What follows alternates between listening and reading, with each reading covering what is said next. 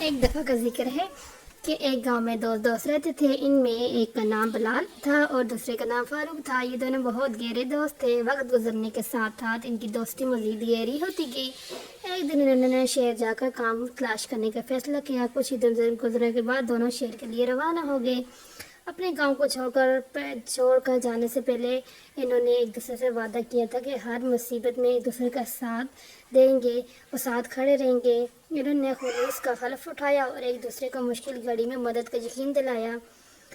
شہر تک جانے کے لیے انہوں نے ایک جنگل سے گزرنا تھا۔ یہ دونوں چلتے چلتے جنگل کے درمیان میں پہنچے ہی تھے کہ انہیں ایک ریچھ نظر آیا جو کہ ان کی طرف آ رہا تھا۔ یہ دیکھ کے یہ دونوں بہت ڈر گئے۔ فاروق اپنے دوست کو خبردار کیے بغیر درخت پر چڑھ گیا۔ درخت پر چڑھنے کے بعد وہ اس کی شاخوں میں چھپ گیا، جبکہ دوسرے دوست کو درخت پر چڑھنا نہیں آتا تھا۔ ایسے حالات میں یہ بھی بہت زیادہ خوفزدہ ہو گیا، پر بلال نے یہ سن رکھا تھا کہ ریچھ مردار یعنی کہ ڈیتھ مری ہوئی چیزوں کو نہیں کھاتا۔ چنانچہ وہ زمین پر لیٹ گیا اور مرنے کا بہانہ بنا کر سانس روک لیا۔ اسی دوران ریچھ اس کے پاس آیا اور اسے سونگھنے لگا۔ بلال کو مردہ سمجھ کر ریچھ سے نقصان پہنچائے بغیر وہاں سے چلا گیا۔